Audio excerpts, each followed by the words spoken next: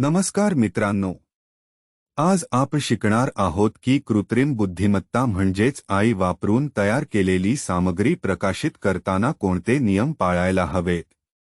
सर्वप्रथम, पारदर्शकता आवश्यक आहे. जर लेख, चित्र किंवा व्हिडिओ आईने तयार केले असेल, तर स्पष्टपणे लिहा की हे आई जनरेटेड आहे. दुसरे, कॉपीराइट लक्षात ठेवा. फक्त परवानाधारक किंवा रॉयल्टी फ्री सामग्रीच वापरा. तिसरे, गोपनीयता. कोणाच्याही वैयक्तिक माहितीचा वापर परवानगीशिवाय करू नका. चौथे, अचूकता. आईने तयार केलेली माहिती चुकीची किंवा दिशाभूल करणारी नसावी.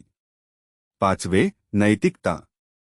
हानिकारक, द्वेष पसरवणारी किंवा अपमानजनक सामग्री प्रकाशित करू नका. आणि शेवटी, कायदेशीर पालन.